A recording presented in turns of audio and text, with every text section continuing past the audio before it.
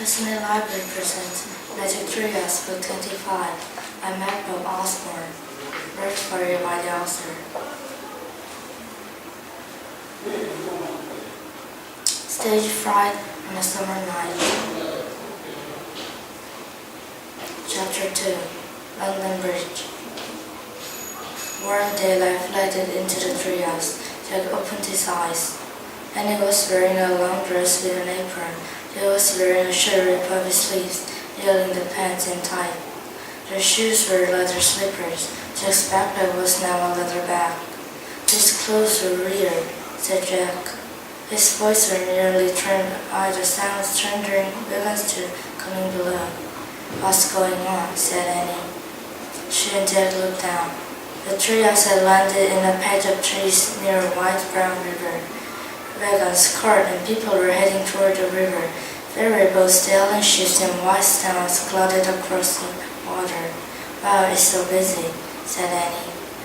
Jack opened the research book and read. In 1600, over 100,000 people lived in London, England. At that time, England was ruled by Queen Elizabeth I. She was much loved by her people. A queen, cool, said Annie.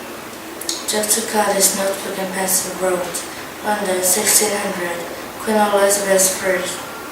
I never seen a bridge like that, said Annie, looking to the left. Jack looked with her. A giant stone bridge crossed the river.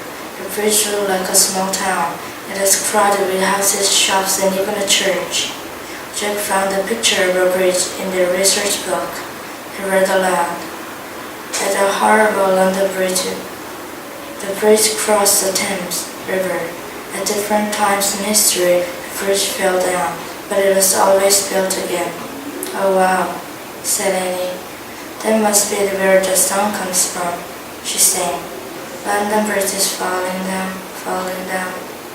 While Annie sang, Jack took out his notebook and wrote, London Bridge crosses Thames River, crowded with stores and houses. Let's go look for the magic, said Annie. She read more of a note again. To find the special magic, you must step into the light, and without one spell or charm, to turn into night. Just looking at the sky. It was very blue, without even a cloud. It's just not possible, he said, shaking his head. But he threw the research book and his notebook into his leather bag, and he followed Annie down the rope ladder. When they reached the ground, they started walking through the river. P.U. Annie said, holding her nose. The river smelled trouble.